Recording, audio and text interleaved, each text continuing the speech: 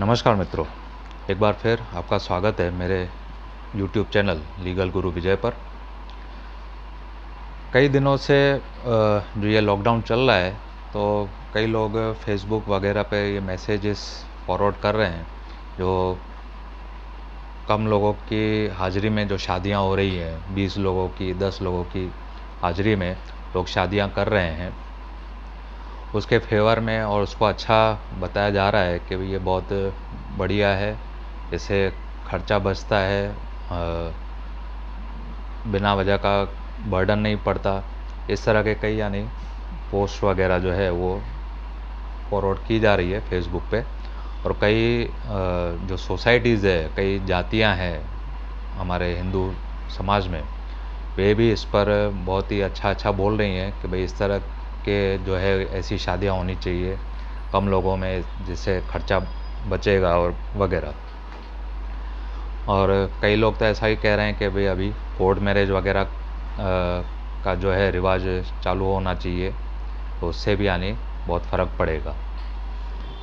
तो सबसे पहले तो उन बेवकूफ़ों और जो मंद बुद्धि के लोगों को मैं कुछ बताना चाहूँगा कि ये क्यों गलत है, क्यों ये हमारी संस्कृति के विरुद्ध है। तो सबसे पहले तो जब शादी होती है, शादी एक हमारा संस्कार है, जो हमारे सनातन धर्म है, वो उसमें जो 16 संस्कार जो बताए गए हैं जन्म से लेकर मृत्यु तक, वो 16 संस्कार है। उसमें से एक जो ये विवाह है, शादी है, वो भी एक तरह का संस्कार है। ये कोई पैसों का लेन देन या जो है एक शो नहीं है, ये एक संस्कार है जो हमारे सनातन धर्म में चलता आया है। और अगर सनातनी जो लोग हैं, उन लोगों ने अगर वे चाहेंगे तो ये हमेशा चलता रहेगा। तो सबसे पहले बात करूँगा कि भाई अगर शादी होती है, अगर देखिए, मैं शादी में फिजूल खर्ची के ख़िलाफ़ हूँ। जो बिना वजह के खर्चे किए जाते हैं उसके ख़िलाफ़ हूँ, न कि इस तरह की जो 10-12 लोगों में आपने शादी की, या कई लोग कोर्ट मैरिज की बात कर रहे हैं, उसके मैं बिल्कुल ख़िलाफ़ हूँ। इस तरह की ढकोसलेबाजी और ये जो बिना बुद्धि के जो ये बात की जा रही है, तो वो इस बात को समझे। तो सबसे पहले तो मैं 10-12 लोगों का आपको लिस्ट दूंगा जो शादी के वक्त जो लोग इस इवेंट से जुड़े रहते हैं, वो कौन लोग हैं। तो कैटरिंग है, डेकोरेशन वाले हैं, जो शादी में कैटरिंग वगैरह करते हैं, डेकोरेशन करते हैं, महाराज है। उसके अलावा जो पूजा सामग्री जो है बेचने वाले वे हैं, वीडियो शूटिंग करने वाले हैं, टेलरिंग वगैरह जो कपड़े सीते हैं दूल्हा दुल्हन के या सब मेहमानों के जो कपड़े सिलते हैं वे हैं। जो सुथार है, मीन्स गोल्ड स्मिथ, सुथार नहीं यानी गोल्ड स्मिथ मैं बोलूँ, सुनार, वो है। ब्यूटी पार्लर के लोग हैं, फैशन के डिज़ाइनर्स है। ये कई तरह के जो लोग हैं जो डायरेक्ट इस इवेंट से जुड़े रहते हैं। अब आप अंदाज़ा लगाइए कि 12 से 15 तो ये जो डायरेक्ट हैं वो है। उसके अलावा ये लोग जो जिनसे जुड़े हुए हैं, जैसे मंडप डेकोरेशन वाला है, तो उसमें कपड़ा लगता है, बांस की जो सली आती है, बांस लगता है मंडप बांधने के लिए, वो है। तो इनडायरेक्ट तो आप अनगिनत है, पर डायरेक्ट की बात करूँ तो इस एक इवेंट से इनकी रोजी रोटी चलती है। इनमें से कई लोगों को रोज़गार मिलता है। ज़रा आप उस बात को आप सोचें, जो इस तरह की बेहुदा और एकदम थर्ड ग्रेड की बातें कर रहे हैं, तो वो ज़रा सोचिए कि इसमें से कितनों को रोज़गार मिलता है। कई लोगों के पास उनके एम्प्लॉयज़ होंगे, डेकोरेशन वाले के पास उसके जो मंडप बांधने वाले लोग हैं वो भी गांव से आते हैं, तो उनको रोजी रोटी मिलती है। तो इस तरह से यानी ये लोग, ये जो इवेंट है ये सिर्फ शोबाजी का इवेंट नहीं है, एक संबंध नहीं है, पर एक रोज़गार देने का। हमारे हिंदू धर्म में, हमारे सनातन धर्म में भी ये कहा गया है कि आप जो इवेंट करते हैं तो ऐसा कीजिए कि जिसमें से लोगों को रोज़गार मिले, किसी के घर का चूल्हा जले। तो ये लोग हैं, तो इस तरह से है। बाकी देखिए, मैं फिर से कहता हूँ कि भाई मैं फिजूल खर्ची के खिलाफ़ हूँ। जो शादी में जो 40-40, 50-50 आइटमें जो खाने के लिए रखी जाती है, वो बिल्कुल गलत है। मैं आज भी उसका विरोध करता हूँ। पर अगर आप ये कहें कि हम तो भाई कोर्ट मैरिज करेंगे और आर्य समाज में शादी करेंगे, आर्य समाज में भी शादी करना कोई गलत चीज़ नहीं है। क्योंकि जो परफेक्ट जो विधि है, सनातन विधि शादी की, वो आपको आर्य समाज ही करके दे सकता है, बाकी किसी की ताकत नहीं है। तो उधर भी आप शादी कर सकते हैं, पर उसके बाद जो जितने भी फंक्शन आते हैं, जैसे मेहंदी का फंक्शन रहता है, थोड़ा बहुत नाच गाने का, संगीत का, भजन संध्या कई लोग कराते हैं, माता की चौकी वगैरह कराते हैं। तो इस तरह की जो है एक्टिविटी, वो बंद नहीं होनी चाहिए मेरे हिसाब से, क्योंकि इसमें से आफ्टर ऑल जो है पैसों का इकोनॉमिक चलती है, पैसों का सर्कुलेशन होता है, आपस में लेन देन होती है। बात है फिजूल खर्चे की, जो हम कह रहे हैं। अगर आपको लगता है कि भाई हमें खर्चा ज़्यादा नहीं करना चाहिए, तो मैं वही कह रहा हूँ कि भाई जो 40 चीज़ें आप बिना वजह के खाने में रख रहे हैं, तो आप उसको घटाकर 10 या 15 आइटम आप रख लीजिए। खाएगा आदमी उतना ही, 300 350 ग्राम से ज़्यादा वो खा नहीं सकता। बिना वजह के जो होटल्स का जो खर्चा रहता है, 4-4 दिन 5-5 दिन का जो फंक्शन रहता है, उसको आप घटाइए कि भाई जो फंक्शन 5 दिन का है, उसको आप 2 दिन में ही आप निपटाएं तो अच्छा है। तो तभी भी यानी ये थोड़ा फेवरेबल रहेगा। और जो लोग सिर्फ कोर्ट की बातें कर रहे हैं, तो मुझे तो लगता है कि शायद यहाँ तो उनको अपने बच्चों के, अपने संतानों के लिए कुछ अच्छा जो है मैचिंग, अच्छा पात्र मिल नहीं रहा होगा, इसलिए अभी उन लोगों ने ये बहाना बना दिया है कि भाई मेरा लड़का तो कोर्ट मैरिज करेगा। अभी तुम्हारे लड़के को कोई अच्छा पात्र मिल नहीं रहा है, तुम उसके लिए अच्छा पात्र ढूंढ नहीं पा रहे हो, और अभी बहाना बना रहे हो कि मेरा लड़का कोर्ट मैरिज करेगा। ठीक है, जब करेगा तब करेगा, पर उससे पहले एक भाई तुम नक्की कर लो कि आज के बाद जो है, अगर तुम्हारा लड़का कोर्ट मैरिज कर रहा है, अगर ऐसा तुमने डिसाइड कर लिया है, तो आज के बाद आप किसी भी शादी में जो आपको इनवाइट कर रहा है, उसके वहाँ पे आप खाना नहीं खाएंगे, ना ही वहाँ पे जाके आप जो है वो डिशेस वगैरह जो खाते हैं अलग अलग, वो आप नहीं खाएंगे। सिर्फ पानी पी के वहाँ से चले आएंगे। अगर कुछ गिफ्ट वगैरह देना हो तो आप दे सकते हैं, पर आप खाने को हाथ नहीं लगाएंगे। फिर मैं देखता हूँ कि आप कैसे करते हैं कि भाई कोर्ट मैरिज करना है। खाने के लिए तो पहुँच जाते हो पूरी फैमिली के साथ, और अपने बच्चों को बोला कि कोर्ट मैरिज करेगा। ठीक है, नट्ठलों का तो कोई अंत नहीं है, ऐसे जो मफतिये लोग होते हैं इस तरह के बातें करने वाले। बात है फिजूल खर्ची की। जैसे मैंने कहा कि आप उसको आप घटाइए। जैसे अभी जो लेटेस्ट जो फैशन निकला है प्री वेडिंग का, लोग शादी से पहले कुछ शूटिंग वगैरह करते हैं प्री वेडिंग रिसोर्ट वगैरह में जाके। तो शायद मैं समझता हूँ कि भी बिना वजह का फालतू खर्चा है, तो उस पर आप बैंड लगाइए, वो आप कम कीजिए, तभी भी अच्छा है। कई लोग शादियों में एक दूसरे को गिफ्ट वगैरह महंगी महंगी गिफ्ट देते हैं, तो वो आप कम कीजिए कि भाई ये जो रिवाज है गिफ्ट देने का, वो हम बंद करते हैं। बाकी आप कहेंगे कि भाई हम तो एकदम शादी में कुछ खर्चा करेंगे नहीं, 10-15-20 जने ही हम जो हैं वो मिलकर आपस में निपटा देंगे, तो फिर तो आप एक काम कीजिए, आप 10-15 लोगों के बीच में ही वो आप रखिए और एक दूसरे के ही शादी में आइए। दूसरे के शादी में अगर जाएं तो आप मेहरबानी करके वहाँ से जो खाने की डिश है वो ना उठाएं, तभी मैं आपको सच्चा मानूंगा।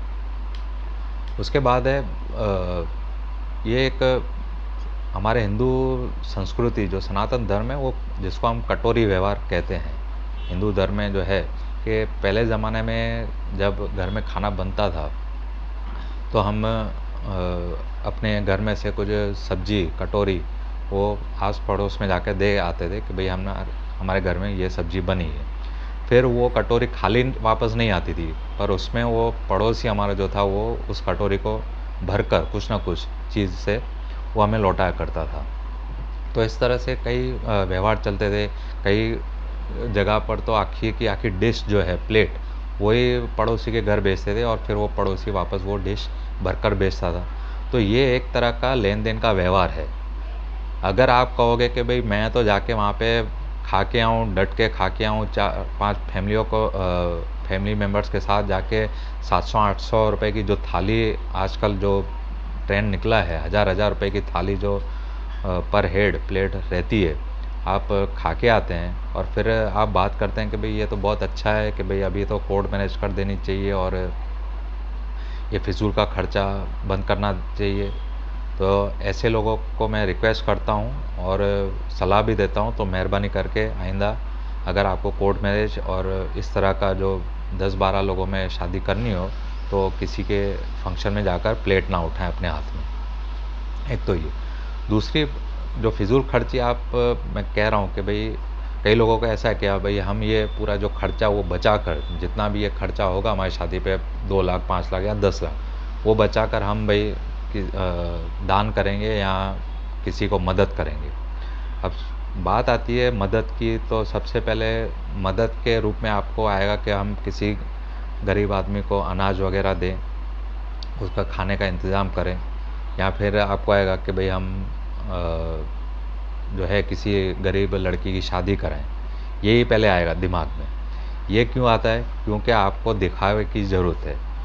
क्योंकि खाना देने के वक्त या किसी को भंडारा या जो आप अन्य क्षेत्र चलाते हैं, वो सिर्फ आपको ऐसा है कि भाई लोग देखें कि भाई मैं ये काम कर रहा हूँ, उसकी वजह से आप ये सब कुछ चला रहे हैं।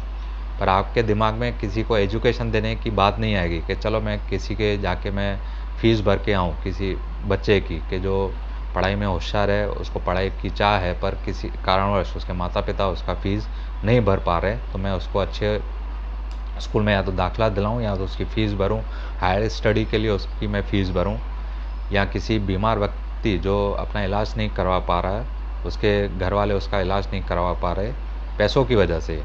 हालांकि वो इलाज से ठीक हो सकता है, पर कई प्रॉब्लम्स है कि भाई पैसों की वजह से वो नहीं करा पा रहा, तो मैं उसका करा दूँ।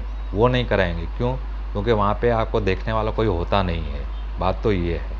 आपको चाहिए कि भाई लोग मुझे देखें कि भाई मैं इस तरह का ये भागवत कथा या रामायण का बड़ा कथा करा रहा हूँ, लोग वाह वाह करें मेरी, मैं स्टेज पे जाऊँ, अगर मैं अनाज बांटूँ तो 100 लोगों की लाइन हो और लोग मुझे देखें कि भाई ये आदमी तो कितना दानवीर है और अनाज बांट रहा है। वो आपको दिमाग में है कि लोग मुझे देखें। पर ऐसा नहीं है कि भाई मैं किसी को इस तरह से मदद करूं कि वो आगे बढ़े, क्योंकि आपको मन में ऐसा जेल से रहेगा कि कल उठ के वो आदमी मेरे से आगे निकल गया तो क्या हो। बिजनेस में आप किसी को हेल्प नहीं कर रहे, किसी आदमी को आप जाके कहिए कि चलो मैं आपको बिजनेस में हेल्प करता हूँ, 1-2 लाख का आप उसको जो है सामान मटेरियल वगैरह जो आप उसको बिज़नेस के लिए भरवा के दीजिए। 10,000 से स्टार्ट कीजिए। किसी को साधन चाहिए, छोटा मोटा कुछ बिज़नेस करना है, प्लास्टिक का है या कपड़े का है, तो उसको 10,000 का सामान ला के दीजिए कि भाई लो बिज़नेस कर। पर वो आपके मन में डर रहता है कि कल उठ के ये आदमी अगर मेरे से आगे निकल गया तो क्या होगा। तो इसलिए ये आप ऐसे निट्ठले लोग जो ये बेवकूफ़ी की और फालतू जो बात कर रहे हैं कि भाई हमें तो ये बचा के ये करना है, तो वो क्या करना है जिससे इनका नाम हो, समाज में उसकी वाई हो, वो उसको नाम करना है। बाकी किसी को मदद करनी नहीं है और सिर्फ दूसरों को जो है वो सलाह देना है, उसके इफ़ेक्ट उसको सोचने नहीं है। जैसे मैंने कहा कि उसके बच्चों की शायद भगवान करे हो जाए, पर हो नहीं रहेगी, अच्छा पात्र मिल नहीं रहा होगा, इसलिए अभी वो कोर्ट मैरिज वगैरह की जो बात कर रहा है। तो बस ये था कि भाई 3-4 दिन से सोच रहा था कि भाई इस पर वीडियो बनाऊं, क्योंकि ओवरऑल ये लॉकडाउन में कई सारे ऐसे वीडियो आ रहे थे और सब फेसबुक पे भी ये शेयर कर रहे थे कि इस तरह से होना चाहिए। तो उनके लिए ये वीडियो है। अगर आपको ये वीडियो अच्छा लगा हो, आपको भी अगर ऐसा सही लगा हो मेरी बात, तो इसे ज़्यादा से ज़्यादा शेयर करें आगे, ताकि उन कंजूस तो नहीं, पर जैसे कहूँ अभी शब्द नहीं निकल रहे हैं, ऐसे लोगों को जो सिर्फ अपना ही सोचते हैं, दूसरों का वो सोचते नहीं हैं, तो उन तक ये बात पहुँचे और उनके भी दिमाग में थोड़ा बैठे कि भाई किसी को रोज़गार देना भी एक तरह का सेवा ही है, न कि सिर्फ ये जो आप अन्न क्षेत्र और वो लेके बैठे हैं, उससे तो सिर्फ आप एक देश में जो है जितने भी लोग ये अन्न क्षेत्र लेके बैठे हैं और मुफ्त का खाना खिला रहे हैं, मुफ्त का खाना जो है देने में मुझे उसके मैं खिलाफ़ नहीं हूँ। आप खाना दीजिए, पर किसको? जो अपंग हो, अपाहिज हो, जो अपना रोज़गार कमा नहीं सकता हो, जो बूढ़ा हो, जिसमें शक्ति नहीं हो कुछ रोज़गार अर्जन करने की या कमाने की, तो उसको आप दीजिए। पर आप ऐसे लोगों को खाना खिला रहे हैं जिसके हाथ पांव सलामत है, एक हट्टा कट्टा लगा पड़ा है, उसको आप दान देकर अपना नाम कर रहे हैं कि भाई देखो मैं तो इतने लोगों को अनाज बांट रहा हूँ। सबसे बड़े आप देश के दुश्मन हैं, जो देश में इस तरह के लोगों को जो है कामचोरों की जो फौज जो है वो आप बढ़ा रहे हैं। आप लोगों की वजह से ये देश और पीछे जाएगा। तो रिक्वेस्ट करूँगा कि आप आइंदा ध्यान रखें। इस तरह की कोई भी कमेंट अगर आपको कोई कह रहा है कि तो आप थोड़ा विचारें कि भाई ये सही है या गलत, क्योंकि आफ्टर ऑल जब तक ये पैसे का रोटेशन जो है, इकोनॉमिक रोटेशन अगर साइकिल जो है वो चलेगी नहीं, तब तक हम एक दूसरे को हेल्प नहीं कर पाएंगे। तो जिसको जितनी कैपेसिटी है, मैं तो कहूँगा उसका वो 60% 70% करे, 30% उसको काटे, उसमें कोई बुराई नहीं है। जैसे मैंने कहा कि भाई 40 की जगह 15 आइटम रखो आप, होटलों की जगह आप अपने आसपास में जो है जो घर है या बंगला है उसमें आप फंक्शन रखो। आप देखिए, आप सिंपल फंक्शन रखने में भी आपके परिवार वाले या जो सगे संबंधी है इतना खुश हो जाएंगे कि वो जूने ज़माने में जब लोग आते थे हमारे घर पे, पर आज कल ऐसा हो गया कि भाई मेहमान घर पे आया नहीं कि एक आफत आ गई। इस तरह का लोगों का माइंड सेट हुआ है कि भाई शादी भी भाई होटल में ही करनी है, रिसोर्ट में ही करनी है, घर में कुछ मगजमारी चाहिए नहीं, कचरा ये चाहिए नहीं। तो इस तरह की जो थर्ड ग्रेड की और भिखारियों वाली जो मानसिकता लोगों ने बनाए रखी है, तो मैं कहूँगा कि उससे बाहर निकलें। अपने हिंदू संस्कृति, सनातन संस्कृति को आप देखें, क्योंकि हमारे खुद जो जितने भगवान हैं, आप कृष्णचंद्र महाराज को ले लीजिए, श्री भगवान राम को ले लीजिए, शंकर भगवान को ले लीजिए, उन लोगों ने कितनी धाम-धूम से अपनी शादी वगैरह की, आप देखिए। तो वे तो भगवान थे, उनको तो कोई ज़रूरत नहीं थी, फिर भी उन लोगों ने एक उदाहरण रखा है आपके सामने कि भाई देखिए कि हर एक संस्कार अपने हिसाब से करना चाहिए और अपनी कैपेसिटी के हिसाब से, बस बात इतनी है। बाकी कैपेसिटी होने के बावजूद भी आप कोर्ट और कचहरी, कोर्ट मैरिज की बात करते हैं, आर्य समाज की बात करते हैं, तो आपके जैसा भिखारी आदमी मैंने देखा नहीं है। ऐसे लोगों को तो डूब के आसपास में कहीं पानी हो तो वहाँ पे चला जाना चाहिए। और सबसे बढ़िया तो ये है कि आइंदा किसी भी फंक्शन में जाएं तो मेहरबानी करके वहाँ पे आप खाने की थाली उठाएं नहीं और गिफ्ट देके चले आएँ। आज के वीडियो में बस इतना ही। दूसरे वीडियो में कुछ और शेयर करने की कोशिश करूँगा कि जो लीगल कई मैटर है अभी आने वाले। अगर आपको अच्छा लगा हो ये वीडियो तो शेयर कीजिए। तब तक के लिए जय हिंद, जय भारत। ईश्वर आपको सुखी रखे।